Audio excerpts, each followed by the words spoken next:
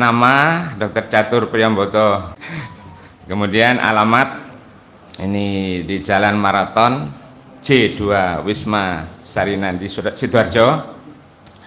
Kemudian riwayat pendidikan SD sampai SMA di Surabaya.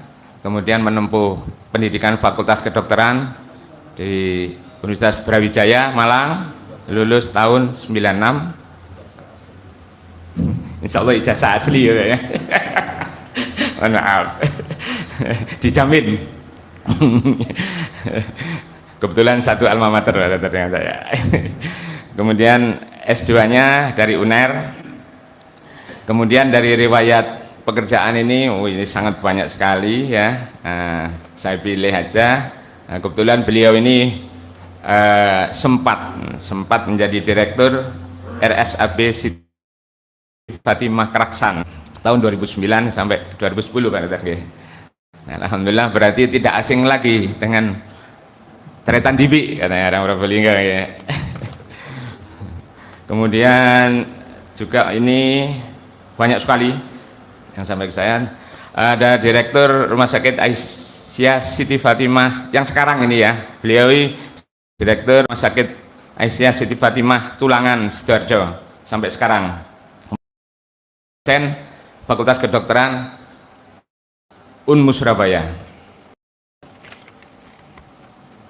Masalah organisasi juga begitu banyak yang beliau geluti. Ini ada banyak sekali. Tapi yang jelas beliau adalah salah satunya adalah Ketua Divisi Penelitian dan Pengabdian Masyarakat PWM Jawa Timur sampai sekarang. Ini banyak sekali organisasinya. Saya membayangkan ini beliau ini sempat praktek apa enggak ini ya kalian. Tapi alhamdulillah itulah perjuangan yang beliau tunjukkan ya, bahwa kita hidup ini memang dakwah itu juga kewajiban dari kita pribadi ya. Balighu anni walau ayat, sampaikan walaupun hanya satu ayat. Kita semua kena kewajiban, gak ada kan yang gak hafal satu ayat. Semua hafal. Itu kurikulum vitae yang saya sampaikan. Sebagian mungkin yang lebih khusus dokter ya mungkin sampaikan sendiri, misalnya putra-putranya berapa, istrinya baru berapa ya. Maaf Bu ya, biasanya ibu-ibu yang protes ini kalau ngomong istri-istri itu ya, saya tidak tahu ya. Bapak-bapak, ibu-ibu yang dimuliakan oleh Allah, saya juga mengucapkan terima kasih dari panitia sholat subuh berjamaah pada pagi hari ini, di mana ini terselenggara adalah atas kerjasama dari Masjid Baitul Mustaqim Eratek, kemudian juga jamaah Al-Hikmah yang begitu antusiasnya, semangatnya, terutama ibu-ibu dan juga pada pengurus Dewan Dakwah. Kemudian juga ucapan terima kasih kepada seluruh yang telah membantu terselenggaranya acara ini. Mudah-mudahan secatat jadi amal soleh untuk kita semua. Amin ya rabbal alamin. Bapak-bapak, ibu-ibu yang dimuliakan oleh Allah, tadi sudah saya sampaikan adalah temanya, kita tahu bersama bahwa temanya sehat paripurna. Apa ini? Dengan sehat. Dengan sehat. Sehat paripurna dengan sehat. Kalau baca ini mungkin agak aneh, saya sendiri juga aneh ini ya, sehat-sehat kayak jeruk makan jeruk gitu ya. Tapi nanti beliau ini pakarnya akan menyampaikan apa maksudnya ini gitu ya. Kita lebih gamblang, insya Allah mari kita simak mungkin sekitar 1 jam ke depan. Monggo Pak Dokter, saya persilahkan.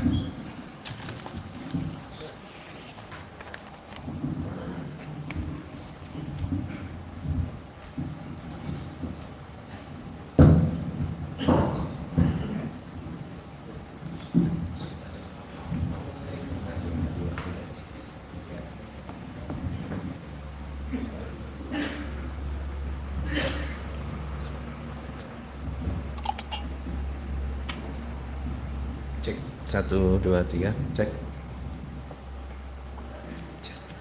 Bismillahirrahmanirrahim. Assalamualaikum warahmatullahi wabarakatuh. Alhamdulillah wa syukurillah wala haula wala quwata illa billah. Qul in kuntum tuhibbunallah fastaghfirkumullah wa yaghfir lakum dunubakum wallahu ghafurur rahim. Bapak Ibu yang dirahmati Allah, tiada kata yang pantas kita aturkan saat ini kecuali rasa syukur kehadirat Allah Subhanahu wa taala yang telah memberi kita begitu banyak kenikmatan, terutama nikmat iman Islam, nikmat waktu, niat, semangat, hingga nikmat sehat sehingga kita bisa hadir pada jamaah sholat subuh. Dilanjutkan dengan kajian ba'da subuh ini insyaallah dalam keadaan sehat walafiat semua ini. Amin. Bapak yang dirahmati Allah, saya baru pertama kali ini di Al-Hikmah ini, pernah beberapa kali di kajian apa itu? Fajar Islam nih. Fajar Islam ya, yang kalau nggak salah pemiliknya Akas itu ya. Gedungnya itu ya, pernah di situ beberapa kali. Ya, alhamdulillah bisa ke Al-Hikmah pagi hari ini. Seperti yang disampaikan tadi, nama saya Catur Priambodo. Catur itu artinya apa? Catur artinya cekan. Catur itu artinya 4. Beberapa tahun lalu usia saya 44. Saya lahir di bulan 4. Anak saya saat ini 4, istri saya saat ini 1. Tadi disuruh kenalin saya, istri saya 1, alhamdulillah. Ya, Bapak yang dirahmati Allah, tema kita pada pagi hari ini tentang sehat paripurna dengan sehat. Ya, itu ya. Bingung nanti ya, sehat dengan sehat. Jadi sehat yang akan kita dapatkan nanti itu melalui cara yang sehat. SEHAT, jadi itu merupakan singkatan dari 5 huruf yang membentuk satu kata sehat. Jadi nanti kalau pengen sehat paripurna itu harus SEHAT. Nah gitu, nanti penjelasannya seperti itu. S-nya apa, E-nya apa, H-nya apa, ya nanti ikuti aja sampai selesai kajiannya ini ya. Bapak Ibu yang dirahmati Allah, di dunia kedokteran Islam itu banyak hal terkait dengan bagaimana Al-Quran itu sudah menjelaskan 1400 lebih tahun yang lalu sampai terus kemudian beberapa saat ini baru ketemu ternyata oh iya benar itu apa yang ada di Al-Quran itu. Jadi pembuktian terkait dengan tubuh kita itu nanti kaitannya dengan ilmu kedokteran gitu ya. Salah satunya dengan ilmu kedokteran. Pertanyaan sederhana dan itu penjelasannya melalui ilmu-ilmu kedokteran, salah satu penjelasannya. Kenapa subuh itu 2 rakaat? Ayo, siapa yang bisa jawab, bisa benar jawabannya dapat handphone dari panitia. Kenapa kok subuh itu 2 rakaat? Kenapa kok subuh itu pagi jam sekian? Sholat sehari 5 kali kan? Sehari 5 kali. Kenapa kok enggak 24 bagi 5 saja? 24 jam dalam satu hari dibagi 5. Sekitar 4,5 jam gitu ya. Kenapa sholat itu enggak tiap 4,5 jam aja? Jam 6 sholat, nanti setengah 11 sholat, nanti jam 4 sholat lagi, nanti tambah 4,5 jam, terus seperti itu. Kenapa kok enggak seperti itu? Kenapa subuh kok cuma 2 rakaat? Kenapa asar, maghrib, isya berdekatan, isya, subuh, zuhur berjauhan?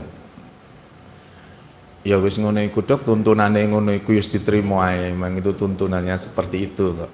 Di dunia kedokteran hal itu bisa dijelaskan.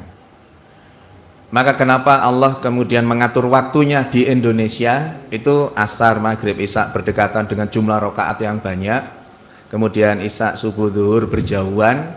Terutama subuh kenapa 2 rakaat? Sekilas saja.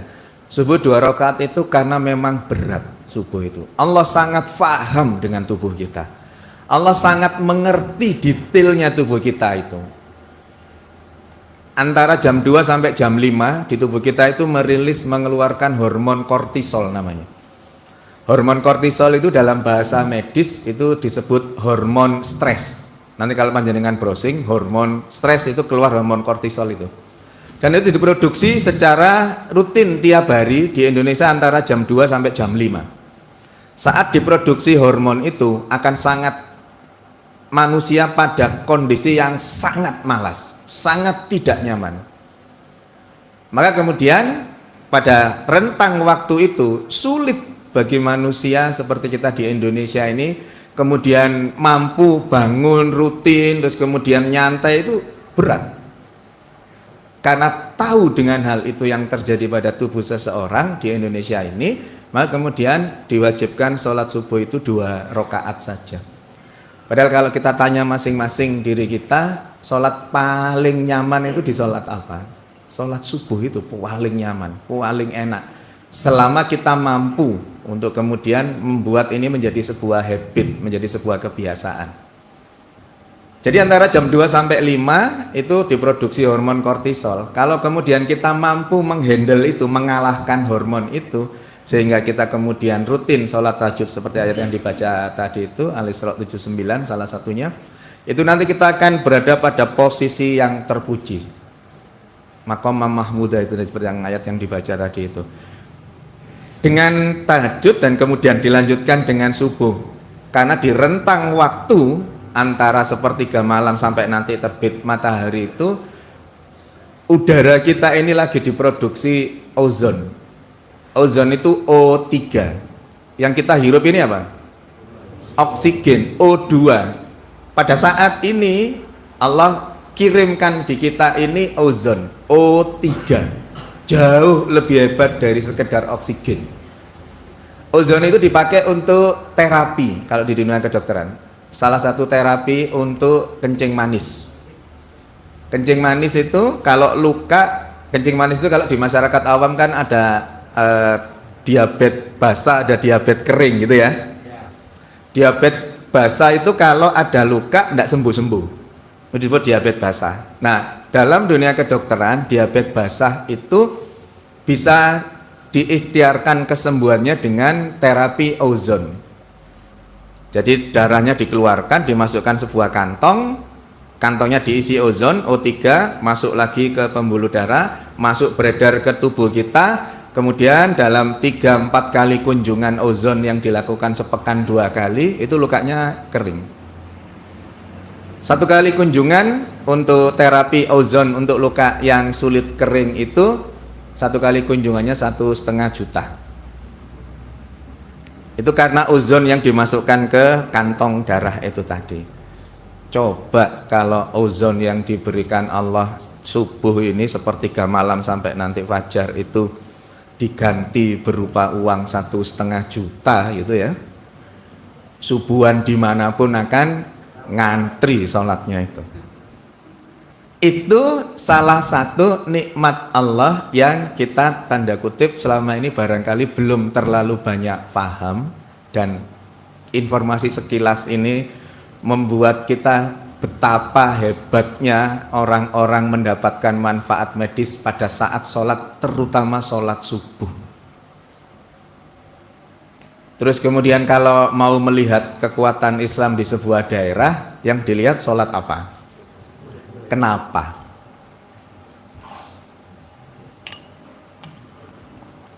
Kalau ngaji sama dokter gitu.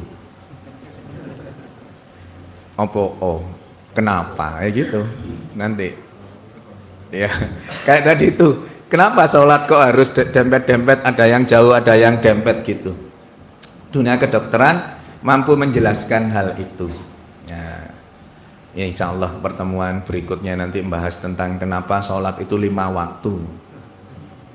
Kenapa kok asar, maghrib, isya berdekatan. Nah itu banyak rahasia di situ, itu banyak gitu ya. Ya, kembali ke tema tadi, maka kenapa subuh itu luar biasa? Karena Allah faham bagi mereka yang mampu melawan rasa malasnya itu, kemudian sholat tahajud dilanjutkan dengan sholat subuh, manfaat medis yang diperoleh akan sangat banyak. Maka bisa dalam perspektif medis bisa kami sampaikan, orang-orang yang sholat subuh rutin di masjid itu pasti akan diberi kesehatan oleh Allah. Amin. Pasti. Kecuali mereka yang memang Allah amanahkan penyakit-penyakit tertentu, itu karena rasa sayangnya Allah. Nanti dibahas di yang T yang terakhir. Nah, kita menginjak ke yang SEHAT. S-nya apa? S-nya sholat salah satunya sudah saya sampaikan tadi itu. Normatif sholat itu akan membentuk tubuh kita menjadi tubuh yang sehat secara optimal dengan sholat itu. Sama, sholat itu pertanyaannya juga gini kalau di dunia medis. Kenapa kok ada posisi duduk iftiros, ada duduk tawarruk? Podo ae po olah uwis sih. Ya gitu kan? Kenapa harus dibedakan duduknya itu? Nah, ternyata itu ada manfaatnya masing-masing. Iftiros itu nanti manfaatnya ini, tawarruk itu manfaatnya ini ya, masing-masing ada. Ya, nanti pertemuan berikutnya lagi ya. Jadi towo ya anunya nanti ini ya. S yang dimaksud di sini adalah selain sholat itu adalah sedekah. Bapak Ibu yang dirahmati Allah, di Al-Baqarah 261 sedekah itu kalau satu nanti nyabang 7, nyabang 100 jadi 700 masing-masing itu. Di Al-Munafikun 10 kalau seseorang yang akan dicabut nyawanya kemudian diberi waktu, meminta untuk diberi waktu sekian detik, sekian menit, apa yang mau dilakukan? Sedekah. Lagi-lagi pertanyaannya gitu, kenapa sedekah? Kok ndak minta saya mohon izin untuk sholat dulu, padahal yang dijawab pertama kali sholat. Kenapa kok minta sedekah? Orang sholat pahalanya dapat pahala sholat, orang puasa dapat pahala puasa, orang thalabul ilmi seperti kita ini dapat pahala thalabul ilmi. Tapi kalau orang sedekah pahalanya bisa macam-macam. Orang bersedekah bisa dapat pahala sholat, orang bersedekah bisa dapat pahala puasa, orang sedekah bisa dapat pahala thalabul ilmi. Pada saat sedekahnya di masjid, masjidnya dipakai untuk sholat, maka dapat pahala sholat. Pada saat sedekah untuk buka bersama, pada saat itu mendapatkan pahala puasa. Pada saat sedekah untuk sarana prasarana di masjid yang dipakai thalabul ilmi, dapat pahala thalabul ilmi. Itu salah satu rahasia kenapa kok pada saat seseorang diberi tambahan usia itu kemudian meminta sedekah. Di sisi lain, sedekah itu menyehatkan.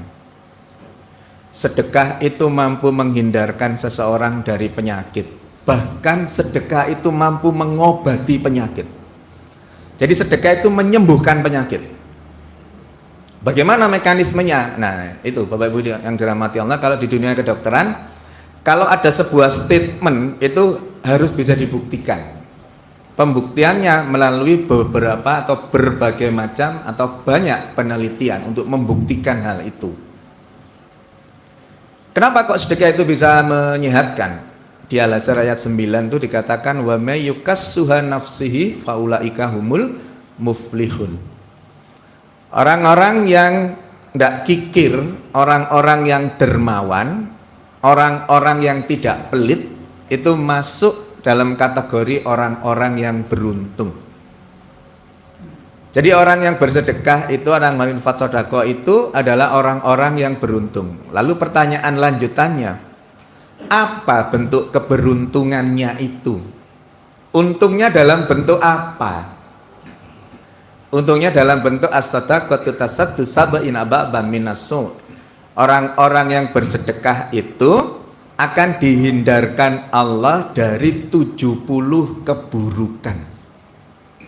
Apa aja 70 keburukan itu? Salah satunya adalah penyakit.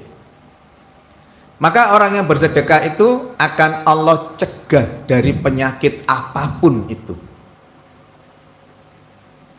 Lalu kemudian pertanyaan lanjutannya, gimana ceritanya? Bagaimana mekanismenya? Kok bisa orang-orang yang bersedekah itu Allah hindarkan dari berbagai macam penyakit? Salah satu penelitian yang dilakukan di California University, nanti panjenengan browsing, dilakukan oleh Jorge Moll, tulisannya, bacaannya Jorge Moll. Di California University meneliti tentang korelasi atau hubungan antara sedekah dengan penyakit.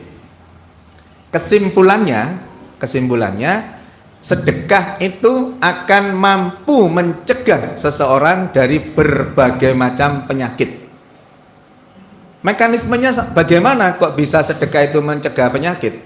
Sedekah itu mampu meningkatkan sistem imunitas tubuh kita. Imunitas itu daya tahan tubuh kita. Daya tahan tubuh kita itu ada dua. Ada seluler, ada humoral, antibodi. Ada antibodi humoral, ada antibodi seluler. Ada dua. Mau dijelaskan tentang dua hal itu, seluler, humoral. Selesainya nanti jam 9.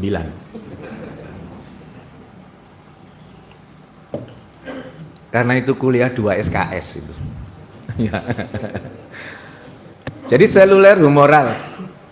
Prinsipnya daya tahan tubuh itu akan terbentuk dengan sedekah. Melalui mekanisme apa? Sedekah itu pada penelitian itu dikatakan seseorang yang bersedekah itu membuat dirinya nyaman, membuat dirinya merasakan kenikmatan, membuat dirinya memberi manfaat.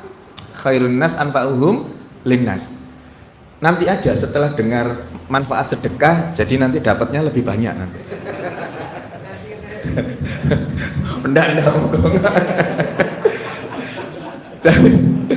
Jadi yang jelas sedekah itu menyehatkan, penjelasannya ini sedang berlangsung. Kalau ada kotak yang lewat diisi yang ikhlas pokoknya. Walaupun banyak enggak apa-apa, yang penting ikhlas ya. Walaupun banyak enggak apa-apa, pokoknya ikhlas ya. Mekanismenya seperti apa? Pada saat seseorang itu bersedekah, maka kemudian muncul rasa nikmat di dalam dirinya. Apa bagian tubuh yang merasa nikmat dengan hal itu? Ada satu bagian di otak, sebuah sistem di otak yang namanya limbic system, sistem limbus dalam bahasa Indonesia. Di sistem limbus itu, namanya sistem berarti terdiri dari berbagai macam. Salah satu penguat dari sistem limbus itu adalah hipotalamus. Nanti panjenengan browsing hipotalamus itu apa? Hipotalamus itu salah satu bagian di otak, secara berat 1% saja dari otak kita itu, yang fungsinya sebagai koordinator sistem organ. Gampangannya, hipotalamus itu mengkoordinasikan semua organ yang ada di dalam tubuh kita. Itu di bawah kendalinya hipotalamus itu. Nah, pada saat seseorang bersedekah, hipotalamus teraktifkan, terstimulus, terangsang gampangannya. Maka kemudian dia aktif. Karena pekerjaannya koordinator sistem organ, apa yang kemudian dilakukan? Hipotalamus memerintahkan organ-organ penghasil hormon untuk memproduksi hormon-hormon tertentu. Hormon tertentu itu adalah hormon endorfin, dopamin, serotonin, oksitosin. 4 hormon. Nggak usah jenengan hafalkan, ujian nggak keluar kok gitu. Pokok ada 4 hormon aja sudah. 4 hormon yang menyehatkan. Kalau panjenengan mau browsing hormon kebahagiaan. Muncul 4 hormon itu. Endorfin, dopamin, serotonin, oksitosin. Dan hormon itu juga muncul saat kita silaturahim seperti ini. Tanpa kita sadari, merinding saya ngomong, karena paham saya dengan hal ini. Pada saat thalabul ilmi seperti ini, tubuh kita ini memproduksi hormon, 4 hormon itu mengalir dalam darah kita dan kita tidak merasakan itu. 4 hormon itu, salah satunya endorfin. Endorfin itu hormon untuk menghilangkan rasa nyeri. Lagi-lagi kalau panjenengan baca textbooknya atau browsing, endorfin itu daya kerjanya 300 kali lipatnya morfin. Morfin itu untuk menghilangkan rasa nyeri kalau obat-obatan anti nyeri sudah tidak mampu lagi menahannya.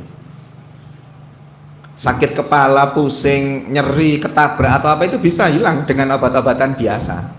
Dengan asam efenama, dengan paracetamol, antalgin itu bisa hilang. Tapi kalau sudah nyeri pada satu titik yang tidak bisa dihilangkan, misalkan nyerinya kanker, orang dengan kanker itu nyerinya luar biasa, itu nggak bisa hilang dengan obat-obatan itu, baru bisa hilang kalau diberi morfin. Endorfin 300 kali lipatnya morfin itu daya kerjanya. Endorfin muncul pada saat kita bermuajahah seperti ini, silaturahim seperti ini. Silaturahim itu juga akan menyehatkan nantinya. Maka wajar kalau orang yang rutin silaturahim itu akan Allah sehatkan. Silaturahimnya dalam bentuk apa kita ini? Sholat berjamaah 5 waktu itu. Pada saat kita sholat berjamaah 5 waktu itu rutin, akan jadi orang yang sehat kita. Karena rilis hormon itu tadi juga. Endorfin itu menghilangkan rasa nyeri. Panjenengan, panjenengan yang dari rumah tadi berangkat, misalkan dari rumah agak pusing-pusing dikit, agak mules-mules dikit ya, tetap berangkat, ikut sholat subuh berjamaah, ikut kajian. Saya sangat yakin apa yang panjenengan rasakan itu, ketidaknyamanan itu akan hilang. Iya wis ngobrol ambek jamaah-jamaah lain, nggak kroso hilang. Bukan karena nggak kerasa, bukan karena terselimurkan dengan ngobrol, enggak. Tetapi memang Allah izinkan produksi hormon endorfin untuk menghilangkan rasa nyeri, rasa nggak nyaman itu. Maka kita akan merasakan titik yang sangat optimal pada saat kita rutin untuk bersilaturahim itu. Jadi silaturahim itu menyehatkan.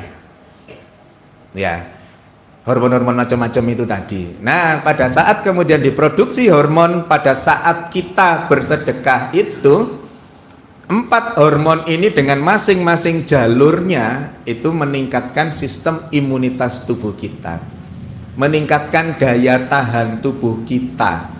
Maka pada saat imunitas tubuh kita tinggi, daya tahan tubuh kita tinggi, penyakit model apapun yang akan masuk ke tubuh kita itu akan dihalau, akan dihajar oleh imunitas tubuh kita dan akan dibunuh oleh imunitas tubuh kita itu. Salah satunya contoh yang di hidung misalkan ya, berbagai macam pintu masuk terserah, nanti itu akan dihadang oleh sistem imunitas tubuh kita. Salah satunya di hidung. Kalau ada kuman, ada virus, ada bakteri yang masuk ke hidung kita, melalui hidung kita masuk, ditahan oleh rambut dari bulu dari rambut hidung kita. Jadi rambut hidung kita itu ada bulunya lagi. Jadi kalau secara mikroskopik kelihatan ini rambut, ada bulu-bulu halus lagi. Silia namanya. Ada silianya masing-masing itu. Silia ini yang berfungsi untuk menangkap itu tadi. Begitu ada bahan apapun yang dianggap akan merusak tubuh kita, masuk melalui hidung kita, ditangkap oleh silia tadi. Oh, ini membahayakan, oh ini merugikan. Maka kemudian sistem imunitasnya datang, karena ada reseptornya, wis gampangnya gitulah. Ada sinyalnya, imunitas tubuh numplek di situ, diserang apa yang akan menjadi bagian dari yang dianggap akan merusak, menyakiti tubuh kita, diserang, akan dimatikan. Atau ada mekanisme pada saat ditangkap, lapor ke sistem imunitas tubuh kita, ya sudah keluarkan itu, dikeluarkan dalam bentuk bersin. Itu menjawab kenapa kalau bersin apa yang kita ucapkan? Alhamdulillah. Kenapa kok ndak innalillahi? Karena sebagai bagian dari rasa syukur kita karena akan kemasukan penyakit melalui hidung, tapi kemudian dikeluarkan dengan mekanisme tubuh kita, maka kita mensyukurinya dengan ucapan alhamdulillah itu.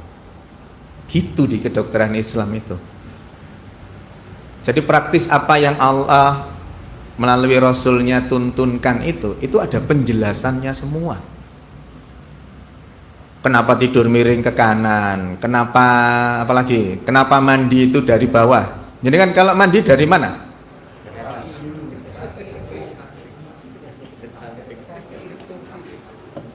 Pertanyaannya kenapa? Mesti gitu ya kedokteran. Kenapa kok mandi itu dari kaki dulu terus naik baru ke atas? Kok enggak dari atas langsung? Ya untuk pertemuan berikutnya. Masya Allah, karena luar biasa Bapak Ibu yang dirahmati Allah. Waktu yang taruhlah berapa kali pun, saya kalau ngisi kajian rutin di Sidoarjo, Surabaya, yang rutin tiap bulan sekali aja, sebulan sekali itu selesainya sekian tahun. Materinya enggak pernah sama, berbeda terus. Materinya beda terus, itu ya hampir 3 tahunan lah. Saya 2016 itu ngaji itu di Sidoarjo, sampai sekarang belum selesai. Ada hal baru lagi, ada hal baru lagi, ada hal baru lagi, terus seperti itu. Gampangnya gini, kenapa ada orang yang tidak subuhan juga? Hadisnya kalau orang subuhan itu diapain sama setan? Apanya yang dikencingi? Kenapa kok telinganya? Biar nggak dengar. Kok nggak matanya saja biar tetap tidur? Ngantuk. Kenapa kok telinganya? Ya. Karena pada saat telinganya itu ditutup, gitu ya. Makanya Ashabul Kahfi itu seperti itu. Ditutup telinganya, sudah nggak bisa apa-apa dia itu. Jadi pada saat makanya diserang telinganya, gitu ya. Ditutup telinganya, dikencingi, tidak bisa dengar, sudah tidak bisa apa-apa. Kalau matanya yang ditutup, dia masih mendengar, digugah, pakai alarm macam-macam, bangun masih an. Maka yang diserang adalah telinganya. Nah, itu salah satu penjelasannya juga. Lagi-lagi ketemu berikutnya. Upaya Masya Allah luar biasa ya kedokteran Islam itu ya. Ya, kembali ke tadi itu. Nah, dengan sistem yang ada itu meningkatkan daya tahan tubuh kita. Dan semua penyakit itu akan satu cara pencegahannya, yaitu meningkatkan imunitas tubuh kita. Jadi pada saat imunitas tubuh kita itu tinggi, penyakit apapun bisa dihalau. Maka satu cara bagi orang yang bersedekah untuk mencegah penyakit itu adalah dengan mekanisme meningkatnya imunitas tubuh kita. Selain untuk pencegahan, tadi mekanisme tadi, otak terangsang, hipotalamus tadi itu, kemudian memerintahkan organ, memproduksi hormon, hormon mengalir ke dalam pembuluh darah kita, sistem imunitas tubuh kita meningkat. Pada saat imunitas tubuh meningkat, apapun yang masuk yang akan mengganggu tubuh kita akan dihalau dengan imunitas itu. Maka kita dihindarkan Allah dari penyakit apapun itu dengan satu mekanisme, imunitas tubuh kita meningkat. Lalu ada hadis da'u mardokum bis sodakoh, belilah penyakit dengan sedekah. Di penelitian itu dikatakan, yang Jorge Moll tadi itu dikatakan bahwa ada mekanisme helper height. Helper itu penolong, height itu tinggi. Jadi level tinggi, penolong level tinggi. Jadi tingkatannya sudah tinggi, yang itu ternyata sudah bukan lagi dalam konteks penyakit, sudah bukan lagi hubungan antara dokter, pasien, obat, keluarga pasien, sudah enggak. Tetapi korelasinya, hubungannya sudah antara semua ini dengan Allah. Wa idza maridtu fahuwa yasfin, dan jika aku sakit maka Allah yang menyembuhkan. Maka mekanismenya sudah urusannya dengan Allah untuk hal itu. Disebut helper height. Lalu lagi-lagi di dunia kedokteran, helper height-nya itu kayak apa? Kok bisa penyakit itu dengan helper height itu sembuh? Bapak yang dirahmati Allah, kalau mencegah penyakit caranya cuma satu, meningkatkan imunitas. Kira-kira kalau menyembuhkan penyakit, mengobati penyakit, itu mekanismenya apakah cuma satu? Uang penyakit itu ribuan. Nanti untuk sedekah menyembuhkan stroke, mekanismenya ini 1, 2, 3, 4. Sedekah menyembuhkan hipertensi, nanti 4, 5, 6, 7, misalkan ya. Menyembuhkan asma, nanti mekanisme lain lagi. Ribuan penyakit, potensi kesembuhannya nanti ribuan cara. Tapi Allah menjawab dengan sangat indah. Skenario Allah luar biasa.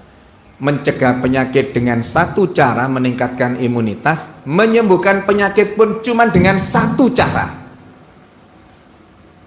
Bapak Ibu yang dirahmati Allah, bagian terkecil tubuh kita itu apa namanya? Kalau masih ingat pelajaran PAUD dulu atau TK waktu itu, bagian terkecil tubuh kita namanya apa? Sel. Iya, pelajaran SMP SMA itu ya. Bagian terkecil tubuh kita itu namanya sel. Lalu kalau sel itu ada masalah, selnya ada kerusakan, selnya terkena infeksi, selnya ada gangguan, itu nanti organnya akan mengalami gangguan. Jadi kalau sel di pankreas mengalami gangguan, maka pankreasnya akan gagal menjalankan fungsinya. Maka kemudian timbul penyakit diabetes, itu salah satunya.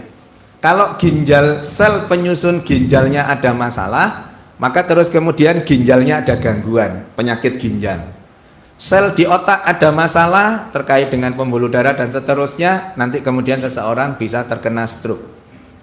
Jadi sel itu bagian terkecil tubuh kita yang kemudian mengalami gangguan, mengalami kerusakan sehingga timbul penyakit. Maka apa yang kemudian Allah lakukan dengan sel itu melalui mekanisme sedekah ini yang disebut helper haid tadi itu. Allah kemudian mengintervensi selnya tadi, kun fayakun jadilah, maka kemudian apa yang terjadi? Sel yang tadi ada gangguan, ada kerusakan, ada yang tidak normalnya, atas izin Allah sel tadi berubah menjadi sel normal dimanapun organnya. Pada saat selnya normal, penyakitnya masih ada enggak? Pada saat selnya normal, semua dari sel itu berubah menjadi baik, berubah menjadi normal, maka organ tubuhnya itu ibaratnya liver tadi, ibaratnya jantung tadi, ibaratnya pankreas tadi berubah menjadi normal kembali. Pada saat organnya berubah menjadi normal, maka penyakitnya juga sudah nggak ada, sudah sembuh. Maka Allah menyembuhkan penyakit melalui sedekah dengan satu cara pula. Apa itu? Selnya dinormalkan kembali. Dalam bahasa medis namanya regresi spontan. Regresi spontan itu sel yang semula sakit, sel yang semula ganas, sel yang semula ada gangguan, atas izin Allah dirubah seret sama Allah, kemudian selnya menjadi normal. Dan kemudian organ tubuhnya menjadi normal, kemudian penyakitnya Allah hilangkan. Mekanismenya satu. Masya Allah, skenario Allah luar biasa. Untuk mencegah penyakit mekanismenya satu, meningkatkan imunitas. Untuk mengobati penyakit mekanismenya satu pula, untuk semua penyakit, yaitu dengan regresi spontan. Sel yang rusak Allah rubah kembali menjadi sel yang normal. Ada kisah menarik, ini real terjadi di rumah sakit. Ya. Ada bayi dari perkawinan yang mahal, tanda kutip ya. Perkawinan mahal itu kalau di dunia kedokteran itu di atas 2 tahun masih belum hamil, itu sudah kehamilan mahal itu. Karena orang normal dengan kehidupan, mohon maaf, kehidupan seksual yang normal, sepasang suami istri itu harusnya 2 tahun sudah punya anak. Kalau di atas 2 tahun lebih itu masih belum, berarti butuh untuk dilakukan intervensi apapun itu. Entah pengaturan siklus, menstruasinya, entah istirahat dan seterusnya, itu ada yang harus dilakukan. Ini ada sepasang suami istri yang 6 tahun nikah baru kemudian hamil. Pada saat hamil kemudian sampai melahirkan tidak ada apapun yang terjadi, normal-normal saja. Lalu kemudian bayinya usia 8 bulan terkena penyakit. Harus dirawat di NICU di rumah sakit kami. Loh, sudah suruk ya, sudah selesai berarti ya. Harus ditandani ini. Ya, masih S ini. E-nya pertemuan berikutnya berarti.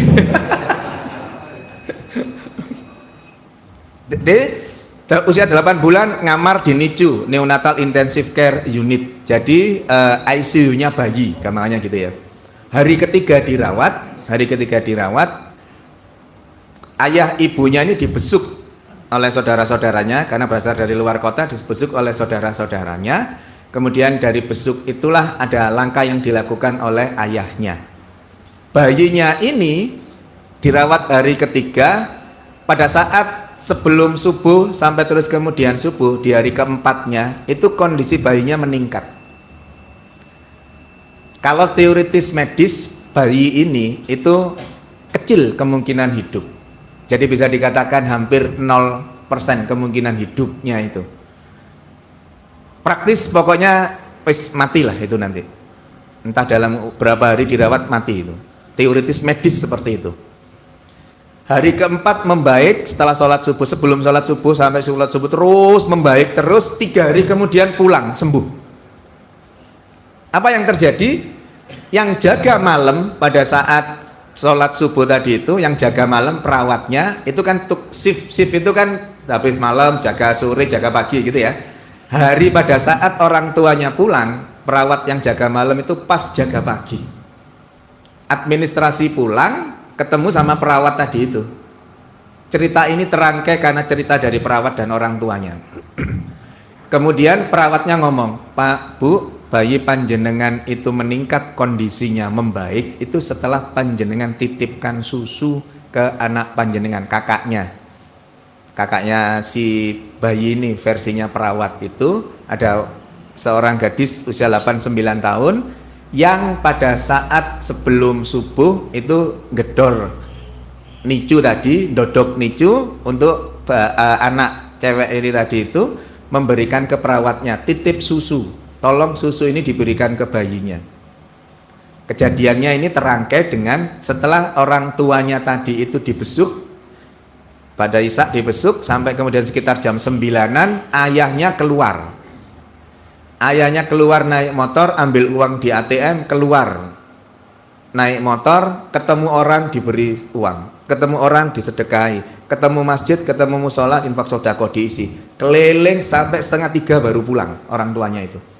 2:30 baru pulang, kemudian istirahat sebentar, sholat tahajud, kemudian subuhan di masjidnya rumah sakit. Saat itu jadi menjelang subuhan itu kondisi bayinya meningkat itu. Ini rangkaian ceritanya. Ketemu sama ayah ibunya, ngomonglah perawat itu seperti itu. Ibunya ngomong, anak ini anak satu-satunya. Seperti yang saya sampaikan tadi. Usia pernikahan 6 tahun baru hamil anak pertama ya anak itu.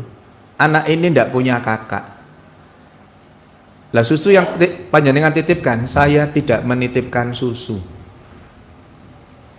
Pertanyaannya, siapa gadis usia 89 tahun yang memberikan susu ke perawat tadi itu? Kenyataannya perawatnya itu dapat susu, kemudian diberikan ke bayinya, bayinya naik, kondisinya sembuh 3 hari kemudian. Banyak yang kemudian di internal kami mengatakan itu adalah malaikat. Insya Allah bisa malaikat. Tetapi bisa juga manusia, real manusia yang Allah gerakkan hatinya untuk kemudian datang memberi susu, diberikan ke bayinya, sembuh. Jadi itu bayi tunggal, anak tunggal yang Allah sembuhkan melalui mekanisme tadi, melalui sedekah yang dilakukan oleh ayahnya pada saat hari ke-3 atau hari ke-4 dibesuk kemudian keliling bersedekah itu. Ya ayah ibunya cuma diem aja dengar cerita itu. Tapi bagi dunia kedokteran hal ini biasa. Bagi kedokteran itu biasa. Sesuatu yang sudah 0% seperti yang saya sampaikan tadi itu kalau atas kehendak Allah, innama amruhu idza arada sayyakulahu kun fayakun, selesai semua sudah. Penyakit apapun yang kata medis tidak bisa disembuhkan, saya ingin memberi contoh ini karena ini penyakit yang sudah secara medis tidak bisa disembuhkan. Tetapi kalau Allah berkehendak, wa idza maritu fa huwa yasfin, sembuh. Salah satu cara untuk menyembuhkan itu, salah satunya bisa melalui sedekah tadi itu. Tentu tadi, sedekah itu syaratnya memang harus ikhlas, betul-betul ikhlas. Walaupun banyak tidak apa-apa, pokoknya ikhlas. Ya. Maka setelah mantep mendengarkan ini tadi, kotak yang sudah lewat tadi, kalau masih pengen ngisi lagi, silahkan ngisi lagi. Jadi Bapak Ibu yang dirahmati Allah, apa yang kami sampaikan ini itu merupakan bagian, betul tadi, merupakan bagian dari dakwah yang memang harus tersampaikan karena banyak yang belum mengetahui bahwa sedekah itu menyehatkan, sedekah itu mengobati penyakit, sedekah itu mampu mencegah penyakit. Maka rutinlah untuk kemudian bersedekah itu, istiqomah. Allah akan sangat suka, akan sangat sayang dengan hambanya yang kemudian bersedekah itu secara rutin. Tiap subuh gini 10.000, tiap subuh 10.000 terus, itu jauh lebih Allah suka dibandingkan yang Jumatan 5.000. Sekali Jumatan 5.000 dibandingkan yang tiap subuh 10.000, Allah jauh lebih suka yang 10.000 tiap hari itu karena istiqomah. Jadi yang dirahmati Allah, Betapa sedekah itu kemudian mampu mencegah seseorang dari penyakit apapun dengan mekanisme yang saya sampaikan, dan mampu mengobati penyakit apapun walau oleh medis sudah dikatakan tidak bisa disembuhkan, itu atas izin Allah, atas kehendak Allah akan mudah bagi Allah menyembuhkan. Salah satu caranya melalui sedekah tadi itu. Jadi sekali lagi, teruslah bersedekah. S-nya sedekah, E-nya apa? E-nya emosi yang terkontrol.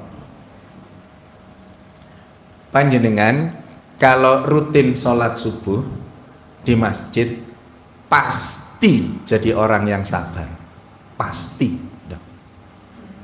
Karena tadi itu salah satunya penjelasannya, karena mampu melawan hormon kortisol, mampu melawan stres yang ada di tubuh kita, maka orang-orang yang khusus sholat subuh ini dalam konteks kelebihan sholat subuh itu pasti akan menjadi orang yang penyabar. Juga untuk sholat-sholat yang lain, tapi penekanannya di subuh. La tadzab walakal jannah, janganlah marah, bagimu surga. Lo gampang tau mlebu swarga iku. Wis pokoke aja ngamukan mlebu surga. Iki sing ngamukan lah gak iso mlebu swarga ini. Pertanyaannya bagi dunia kedokteran, kenapa kok sabar itu sudah bisa mampu membawa seseorang ke surganya Allah? Tentu atas rahmat dan atas izin Allah. Ternyata sabar itu adalah produk atau output dari sholat.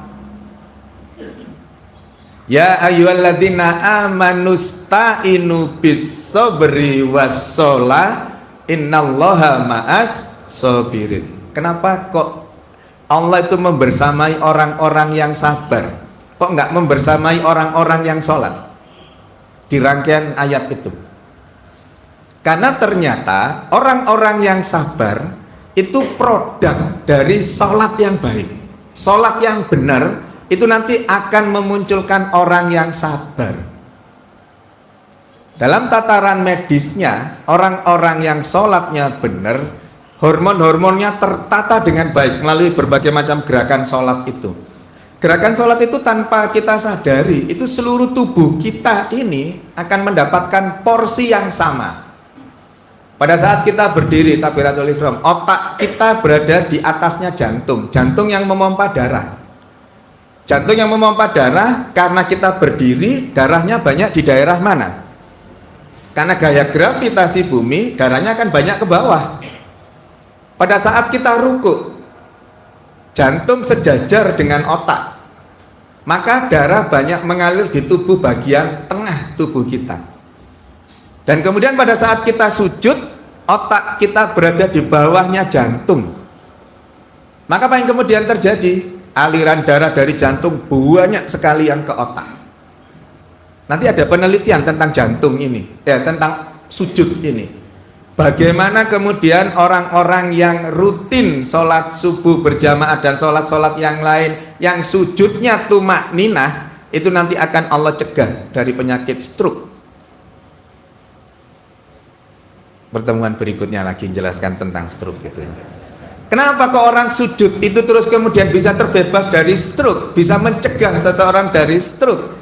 Karena pada saat seseorang itu sujud, aliran darahnya banyak ke otak, sementara tubuh kita ini kalau tidak melakukan gerakan sujud, itu ada bagian di otak yang tidak pernah teraliri darah seumur hidup. Kenapa? Karena aktivitas kita semuanya posisi kepalanya di atas. Tidur pun kepalanya di atas. Maka kemudian aliran darah ada yang tidak nyampe ke bagian otak itu. Pada saat kita sujud, sujud yang tumakninah, penelitiannya mengatakan minimal 7 detik sujud itu. Jadi saat sujud minimal 7 detik, aliran darah banyak yang ke otak, itu nanti mencegah stroke salah satunya, dan bisa membuat orang itu cerdas, pintar, karena otak, sel-sel yang ada di otak mendapatkan asupan darah itu. Maka sujud itu diteliti secara khusus. Kenapa agama lain nggak ada yang memerintahkan sujud, Islam kok sujud? Rutin lagi. Maka itu salah satu rahasianya. Orang-orang yang sujud itu kaitan dengan otak, kaitan dengan perasaan dan seterusnya. Sujud itulah yang kemudian mampu membuat seseorang salah satunya menjadi orang-orang yang sabar. Maka Bapak Ibu yang dirahmati Allah, ya mohon maaf ya, cari masjid itu yang sholatnya tumakninah, yang sujudnya itu enak gitu loh, rukuknya enak, ndak kesusu, ndak ngebut, ndak banter-banteran. Itu kan ada itu sholat terawih berapa menit? Sholat terawih 7 menit. Taruhlah kita tidak hendak memperbincangkan fikihnya seperti apa, ya enggak, sudah mau diperbolehkan ya silakan lah.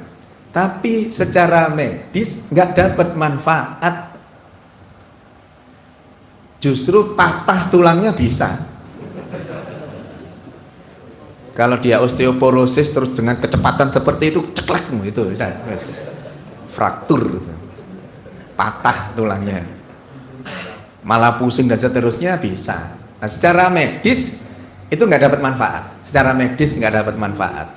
Maka sholatlah yang tumakninah, yang nyaman, yang enak, karena ada manfaat medis yang kemudian bisa dihadirkan di sana. Jadi kembali ke karena masih ada HAT, E-nya adalah emosi yang terkontrol. Ustaz, ojo ngamuan. Dan sholat yang benar akan memproduksi orang yang sabar. Ada orang yang rutin sholat berjamaah di masjid, terus sholat jamaah di masjid, tapi jik ngamuan. Dalam tataran medis ada yang salah dengan sholatnya. Dalam tataran kesehatan ada yang tidak benar dengan sholatnya itu. Kenapa? Karena terbukti tidak aplikatif, tidak terbukti tidak teraplikasikan dalam kehidupannya. Maka harus ada yang dibenahi itu. Jadi korelasinya sholat dengan sabar itu luar biasa hebat. Maka kemudian Allah rangkaikan di ayat itu tadi. Saya tanya ke panjenengan, sabar iku angel opo gampang?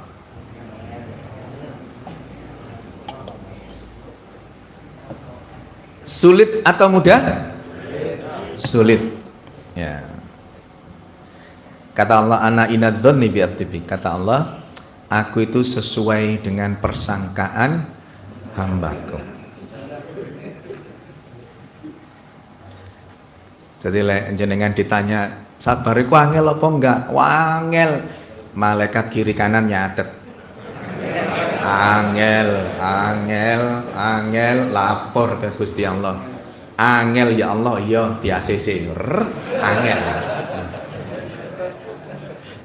Maka untuk membuat mudah sabar itu, mindsetkan di pikiran kita. Langkah pertamanya adalah buat mindset kita mengatakan bahwa sabar itu mudah. Kalau sejak awal panjenengan sudah ngomong angel, sabar itu angel. Dalam bahasa psikologi namanya afirmasi. Nanti panjenengan lihat, afirmasi. Afirmasi itu apa yang ada di benak kita, ya itulah yang terjadi. Sebenarnya kita ini terbiasa dengan hal itu, tapi kita tidak terlalu perhatian. Kalau panjenengan misalkan berangkat dari rumah mau kemana gitu, Probolinggo ini ada daerah yang macet tak? Nggak ada. Misalkan panjenengan mau ke Surabaya, sejak berangkat sudah punya pikiran, iki kok neng tol ketemu macet, soalnya Sabtu, Ahad, nanti ketemu macet di tol, ketemu macet temenan. Tapi kalau panjenengan memindsetkan, bismillah, wis insyaallah lah nanti dapat jalan, sudah. Kalau toh macet, Allah akan beri jalan nanti. Itu skenarionya Allah. Maka Bapak Ibu yang dirahmati Allah, untuk supaya membuat sabar itu menjadi mudah, mindsetkan dulu di otak kita, di pikiran kita bahwa sabar itu mudah. Bagaimana caranya sabar? Pakai SEH, hanya ini. Apa itu? Hati yang selalu bersyukur. Syukuri apapun itu. Iki ngaji mulai 4:30 sampai setengah berapa tadi kita mulai? 4:30 ya. setengah 5 sampai jam 5 seprapat cik kurung mari-mari jian engko J A engko T iso-iso jam 6 mari iki ngaji kok cek suwene gremeng gitu terus tambah tak suwekno jam 7 baru mari babal wis maka syukuri itu. Jadi sejak awal sudah bersyukur. Lain sakartum lazidannakum walain kafartum inna adzabi lasyadid. Syukuri bahwa yang dirahmati Allah. Kalau nggak bersyukur itu gini, wah iki masjid cuwilik ngene ae kok gawe acara sebesar ini itu. Gak cukup iki anuane wis atos gak ono karpete, wis gremeng tok gitu. Wis yakin saya sholatnya ndak nyaman, ndak enak semua sudah. Maka syukuri. Bagaimana cara mensyukurinya? Salah satunya Bapak Ibu yang dirahmati Allah, di RSUD sana saat ini itu banyak orang yang pengen bisa sholat jamaah seperti kita tadi, tapi nggak bisa. Kenapa? Infusnya nempel di tangannya, kakinya digips, nggak bisa gerak karena stroke, nggak bisa gerak apa-apa. Pengen sholat seperti kita, tapi nggak bisa. Maka syukuri pada saat kita betul-betul bisa sholat berjamaah yang menyehatkan, duduk nyaman, bisa sila seperti ini. Orang-orang yang hiperkolesterol kan sulit duduk seperti ini. Jempol gini aja sulit orang yang hiperkolesterol itu. Sakit gininya. Asam urat tinggi itu nggak bisa nyaman, nggak bisa enak. Maka syukuri itu. Cara bersyukurnya gimana? Ikhlas, sabar tadi itu merupakan satu rangkaian. Saya tanya ke panjenengan, bensin naik itu disyukurin enggak?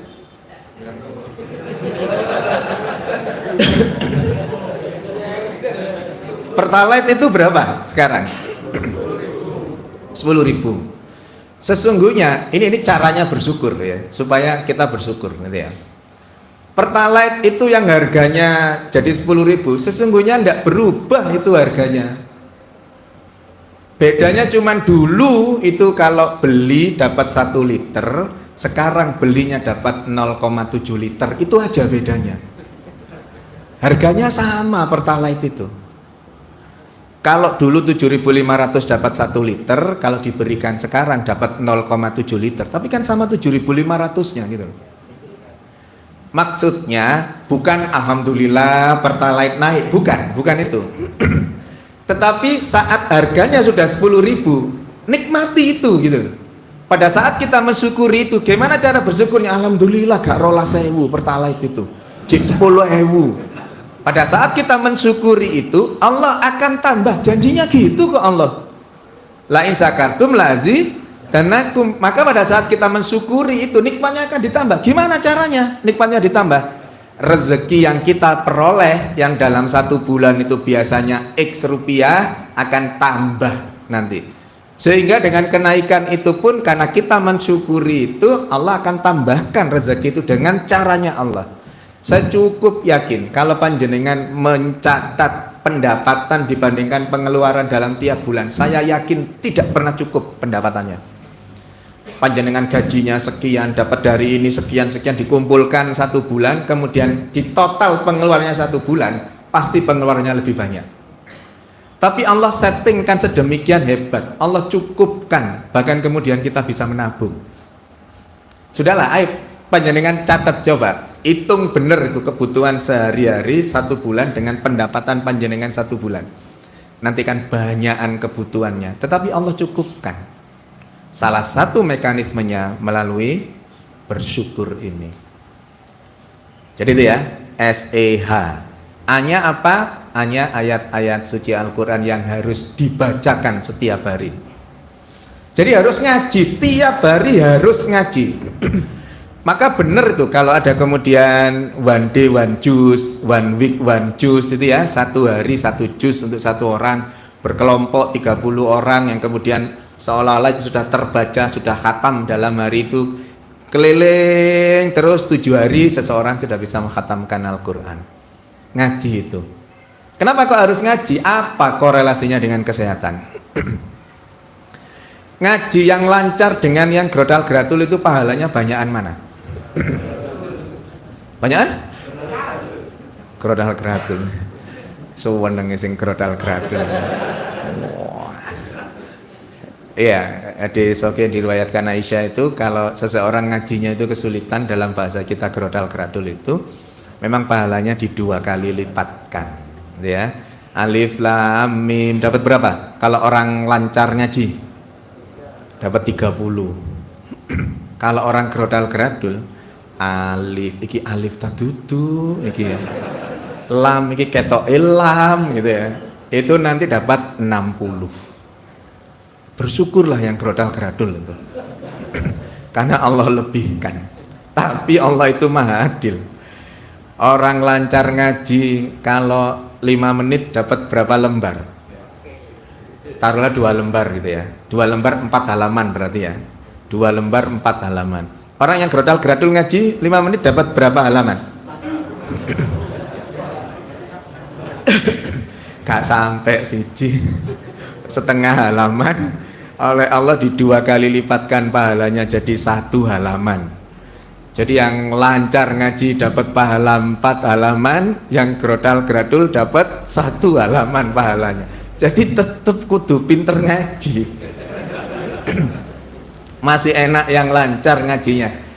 Tapi Allah itu mengapresiasi gitu loh. Mengapresiasi yang mau hijrah, yang mau belajar, yang mau ngaji, pahalanya di 2 kali lipatkan. Maka yang grodal gradul tetap harus ngaji, tetap harus rutin supaya nanti ngajinya lancar, karena pahalanya juga akan lebih banyak. Kenapa kok harus ngaji? Ngaji itu syaratnya salah satunya, sunnahnya itu harus didengarkan paling tidak oleh telinga kita. Kenapa? Karena penelitiannya yang kemudian dibukukan di buku Magic of Water oleh Prof. Yoshinori itu meneliti tentang air. Air yang dibacakan ayat suci Al-Quran, ternyata kristal airnya itu membentuk kristal heksagonal. Panjenengan nanti browsing. Kristal heksagonal, jadi segi 6. Kristal heksagonal yang timbul di air yang dibacakan ayat suci Al-Quran itu pada saat dikonsumsi, diminum, ternyata membuat metabolisme tubuh kita ini membaik. Metabolisme karbohidrat, protein, lemak dan seterusnya itu membaik dengan adanya air yang mengandung kristal heksagonal yang itu timbul karena dibacakan ayat suci Al-Quran. Maka kemudian produsen air memproduksi air yang ada kristal heksagonalnya dengan cara dibentuk. Tidak melalui bacaan Al-Quran, tapi dibentuk, kristalnya bisa dibentuk, molekulnya dibentuk menjadi kristal heksagonal yang kemudian dijual dengan harga yang sangat mahal. 1 botol kecil gini bisa puluhan ribu harganya. Itu hasil adaptasi dari air yang dibacakan ayat suci Al-Quran. Lalu apa hubungannya dengan tubuh kita? Bapak Ibu yang dirahmati Allah, tubuh kita yang seperti ini itu 75%-nya adalah cairan. Tubuh kita ini atos kayak gini ini 75%-nya cairan. Maka panjenengan bayangkan, cairan yang ada di tubuh kita pada saat kemudian kita ngaji, kita dengarkan ayat-ayat suci Al-Quran, cairan di tubuh kita, darah, cairan otak, cairan limfe dan apapun cairan yang ada dalam tubuh kita terkena bacaan ayat-ayat suci Al-Quran itu membentuk kristal heksagonal, maka sangat wajar kalau terus kemudian orang-orang yang ngajinya rutin itu akan Allah sehatkan. Mekanismenya seperti tadi itu. Jadi jangan pernah lepas dalam keseharian kita ini untuk ngaji. Entah berapa ayat yang panjenengan targetkan, silahkan. Ngajilah rutin, metabolisme tubuh kita akan meningkat dengan baik. Kondisi tubuh kita akan optimal, Allah jauhkan dari penyakit apapun itu. Maka rutinkan ngaji itu. Mau di kantor silahkan, rengeng-rengeng nyetel MP3 terus kemudian kita sambil ngikuti ngaji, pokoknya itu didengarkan, akan banyak manfaat yang diperoleh secara medis. Kemudian yang terakhir adalah T. Ayo terakhir, tangi. Saya ini di sini bisa melihat siapa orang yang datangnya itu lillahi ta'ala atau tidak. Saya bisa ngelihat dari sini. Bukan saya dokter ambil D1 perdukunan, bukan. Lagi-lagi keilmuan, ilmu. Yarfa'illahul ladzina amanu minkum walladzina utul ilma darajah. Allah akan meninggikan derajat di antara kita ini orang-orang yang beriman dan berilmu. Ada ilmunya untuk ngelihat seseorang itu lillahi ta'ala atau tidak. Orang yang lillahi ta'ala pasti tidak ngantuk gitu. Pasti. Penjelasannya di pertemuan berikutnya. Jadi orang yang lillahi ta'ala itu pasti akan support kebutuhan kegiatan apapun itu pada saat kita lillahi ta'ala. Allah akan sehatkan selama kita lillahi ta'ala itu. Nah itu T. T-nya itu apa? T-nya itu takwa. Jadi Bapak yang dirahmati Allah, terminologi sehat paripurna ini, jadi sehat paripurna itu sehat jasmani, ruhani, sosial, spiritual. Di 4 kesehatan yang optimal itu kesehatan paripurna itu 4. Jasmani, ruhani, sosial, spiritual. Puncaknya itu di spiritual ini. Ini terminologinya WHO ini, World Health Organization, yang kemudian diadaptasi oleh Kementerian Kesehatan dengan definisi sehat adalah sesuai dengan Undang-Undang Kesehatan. Definisi sehat adalah seseorang yang sehat jasmani, ruhani, sosial, dan spiritual. Jadi puncak dari kesehatan itu adalah sehat spiritual. Dalam bahasanya WHO disebut sehat spiritual itu apa? Orang-orang yang menjalankan aturan di agamanya dengan baik. Karena ini dunia, maka agama apapun itu pokoknya dalam konteks WHO menjalankan agamanya dengan baik itu nanti akan sehat. Dalam terminologi kita, menjalankan apa yang diperintahkan, menjauhi apa yang dilarang, itu disebut takwa. Orangnya namanya muttaqin. Maka Bapak Ibu yang dirahmati Allah, bisa dikatakan secara medis orang-orang yang muttaqin, orang-orang yang bertakwa pasti akan Allah sehatkan. Pasti itu sudah. Jadi kalau panjenengan kita semua, saya panjenengan pengen sehat, jadilah orang yang bertakwa. Gimana ndak disehatkan? Wong semua yang diperintahkan dijalankan, semua yang dilarang gak dilakukan. Contoh, masih ada waktunya, lebih 1 jam. Misalkan di Al-A'raf 31, kullu wasrobu wala tusrifu innahu la yuhibbul musrifin. Misalkan ya, karena ini seharian kita lakukan. Silahkan makan dan minum, pokoknya jangan berlebihan, karena Allah benci dengan orang yang berlebihan. Ayo coba panjenengan berlebihan. Kolesterol itu kadar normalnya di bawah 200, karena kolesterol tetap dibutuhkan untuk tubuh kita, salah satunya untuk imunitas. Tetap dibutuhkan, tapi di saat seseorang itu berlebihan mengkonsumsi kolesterol, maka yang terjadi hiperkolesterolemi. Kadar kolesterolnya dalam darah tinggi, nanti timbul plak, timbul kerak di pembuluh darah. Kalau keraknya tambah tebel, nyumbat pembuluh darah, nanti serangan jantung. Gara-gara apa? Tidak menjalankan apa yang ada di Al-A'raf 31. Salah satu contohnya. Di Quran bertebaran perintah-perintah dan masuk larangan-larangan itu. Maka pada saat kita menjalankan itu, akan Allah sehatkan. Dan kemudian bonusnya orang-orang yang bertakwa itu apa? Di At-Tolak ayat 2 akhir dan 3 awal. Man kana yu'minu billahi wal yaumil akhir wa may yattaqilla yaj'al lahu makhraja wa yarzuqhu min haitsu la yahtasib. Barang siapa yang percaya kepada Allah dan hari akhir, wa may yattaqilla, bertakwalah. Maka dengan takwa itu apa yang kemudian Allah berikan? Allah akan mengurai, memberi jalan keluar dari permasalahan yang ada, dan kemudian Allah memberi rezeki dari arah yang tidak disangka-sangka. Masalahnya berupa kesehatan, masalahnya berupa penyakit, penyakit apapun itu, dengan berbagai mekanisme yang kami sampaikan tadi itu, dengan atas izin Allah, orang yang bertakwa penyakitnya apapun itu akan Allah solusi, beri kesembuhan dengan mekanisme terserah Allah. Tentu dengan ikhtiar yang dilakukan seseorang. Karena apa? Karena wa'alaisa lil insani illa masya, bahwa seseorang akan memperoleh sesuai dengan apa yang dilakukan. Maka tetap berikhtiar secara medis untuk sebuah penyakit, untuk memperoleh kesembuhan. Intervensi Allah turun, akan Allah sembuhkan. dan kemudian Allah memberi rezeki dari arah yang tidak disangka-sangka. Rezekinya berupa apa? Rezekinya berupa kesehatan yang optimal.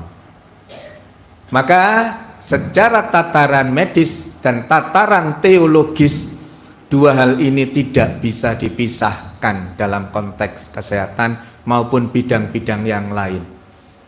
Jadi harus perpaduan dua aspek itu. Ini dalam konteks kedokteran, konteks kesehatan itu sebenarnya penjabaran dari keimanan dan keilmuan tadi itu. Jadi tataran medis, tataran teologis. Maka orang-orang yang muttaqin itu akan Allah sehatkan. Rangkuman dari semua ini itu sudah ada di Ali Imran 134. Cirinya orang-orang yang muttaqin adalah alladzina yunfikuna fis sarai wad dara wal kadhiminal ghaidh wal afina 'anil nas. Cirinya 3. Orang-orang muttaqin itu 1, orang-orang yang menafkahkan hartanya di jalan Allah saat lapang maupun sempit. Sedekah sudah dijelaskan panjang lebar tadi. Kedua, orang-orang yang mampu menahan amarah, orang-orang yang mampu mengontrol emosinya. Orang-orang yang ketiga adalah orang-orang yang memaafkan kesalahan orang lain, orang-orang yang ikhlas, orang-orang yang bersyukur, orang-orang yang sabar.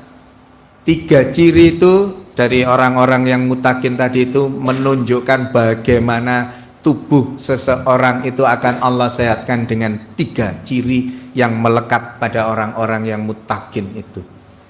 Maka Bapak Ibu yang dirahmati Allah, secara sederhana kesimpulan dari apapun yang kami sampaikan ini, ketakwaan itu akan berkorelasi dengan kesehatan seseorang. Orang-orang yang muttaqin akan Allah sehatkan, orang-orang yang bertakwa akan Allah hindarkan dari penyakit apapun itu. Tapi jangan dibalik, kalau ada orang takwa sehat, kalau ada orang sakit berarti nggak bertakwa. Bukan. Orang sakit itu adalah skenario besarnya Allah, termasuk juga untuk orang-orang yang bertakwa. Untuk apa? Untuk menggugurkan dosa-dosa dari hamba yang Allah sayangi itu. Karena pada saat seseorang sakit ada 3 hal yang dicabut oleh Allah: keceriaan di wajah, selera makan, dan dosa-dosanya. Di saat Allah menyembuhkan dengan berbagai mekanisme yang kami sampaikan tadi itu, kemudian sembuh, Allah kembalikan keceriaan di wajah, Allah kembalikan selera makannya, dan Allah buang jauh-jauh dosa-dosanya. Maka sering-seringlah sakit supaya dosa-dosanya bergugur. Nggak, bukan tuh. Jangan dipotong loh ya. Dokter Catur ngomong sering-seringlah sakit, ben RSIA Probolinggo Payu, RSUD Payu. Bukan. Kalau sakit, terima itu dengan ikhlas, karena itu adalah skenario besar Allah untuk kebaikan kita. Allah gugurkan dosa-dosa kita, Allah buat kita menjadi lebih dekat dengan Allah. Soalnya lek sehat iku rada ado karo Gusti Allah. Tapi kalau sudah sakit, wiritan terus waya loro iku. Pemane ngamar di rumah sakit gitu, deket banget dengan Allah itu. Ayo sehat gini, insya Allah kita menjadi bagian dari yang Allah sehatkan dan yang Allah dekatkan dengan Allah. Ya. Amin. Saya kira itu yang bisa saya sampaikan, Bapak Ibu yang dirahmati Allah. Persis 1 jam setengah 5 sampai setengah 6. Semoga apa yang saya sampaikan bisa membawa manfaat buat kita semua. Yang penting meningkatkan keimanan, keislaman, ketakwaan kita dengan berbagai penjelasan yang sangat logis, penjelasan-penjelasan yang berbasis evidence based, berbasis penelitian. Dan semoga selepas ini kita semakin rajin untuk bersedekah, semakin rajin untuk sholat berjamaah, semakin rajin untuk menebar kebaikan, karena khairun nas anfa'uhum linnas, sebaik-baik manusia adalah yang membawa manfaat buat manusia yang lain. Semoga Allah selalu mengoptimalkan kesehatan kita dan menjauhkan kita dari penyakit apapun itu. Mohon maaf kalau ada sesuatu yang kurang berkenan. Nasrun minallah wa fathun qarib wa basyiril mu'minin. Wassalamualaikum warahmatullahi wabarakatuh. Alhamdulillah. Demikian tadi Bapak-bapak Ibu uraian dari Pak Dokter yang mana banyak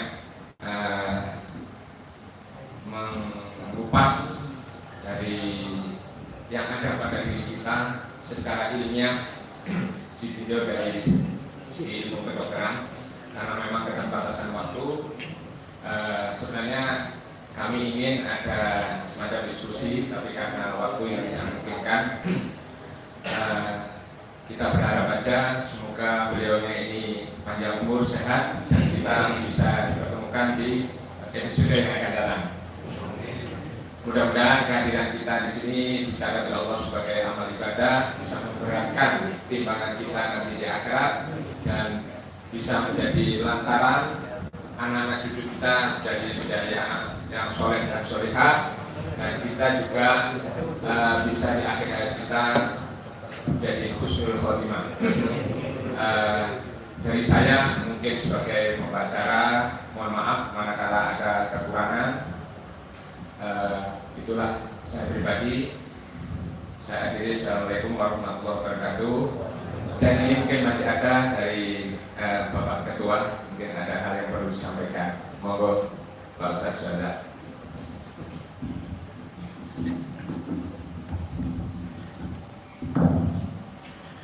Assalamualaikum warahmatullahi wabarakatuh.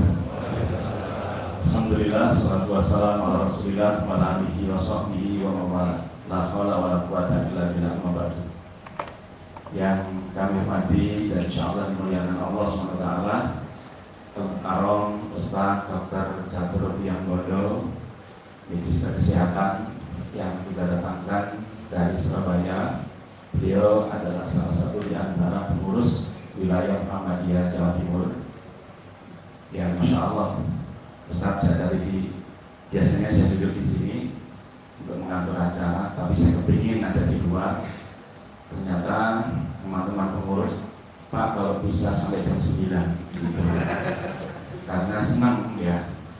Dan mudah-mudahan beberapa bulan ke depan beliau mudah-mudahan siap untuk hadir dalam kajian gerakan sholat subuh.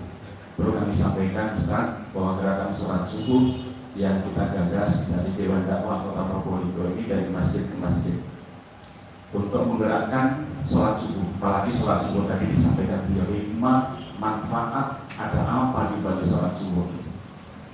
Di insya Allah bulan yang akan datang, mudah-mudahan masih konfirmasi ini, Ustaz Dr. Haji Adian Husaini MSI, beliau adalah Ketua Dewan Dakwah Pusat Jakarta, pusat ya, yang domisili di Jakarta. Mudah-mudahan nanti akan kita gilir masjid yang mungkin sudah konfirmasi dengan kita. Bapak dan saudara sekalian, kemudian bulan Desember karena waktunya Natalan, maka kita akan hadirkan seorang dokter juga, ahli kristologi yang asli Probolinggo, ya, seorang dokter, tapi S2-nya bukan S2 spesialis, tapi S2 kristologi. Wah, ini luar biasa. Beliau termasuk berada di satu pondasi Abdullah Masya. Ya, insya Allah beliau.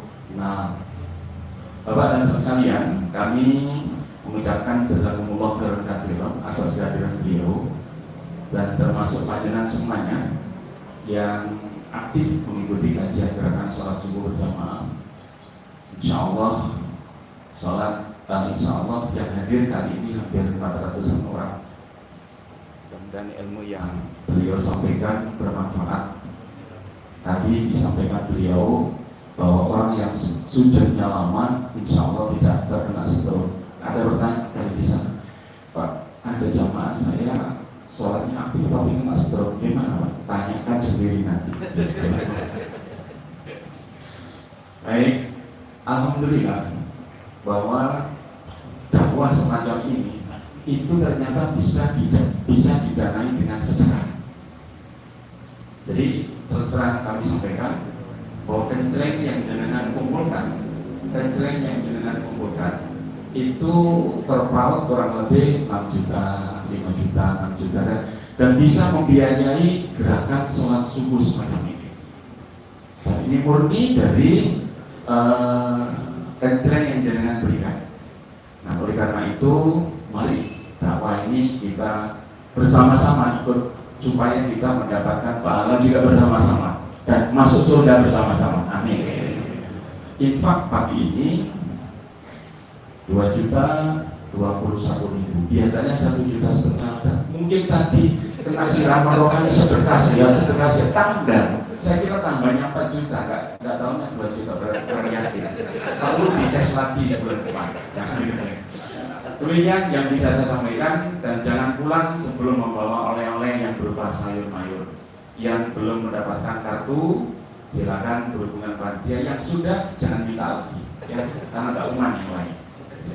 Namun setelah kita sholat suruh atau sholat duha awal ini, kemudian kita makan sarapan tadi bersama, terus sayur mayur khususnya ibu-ibu terlebih dahulu. Demikian, dan terima kasih yang tak terhingga. Assalamualaikum warahmatullahi wabarakatuh.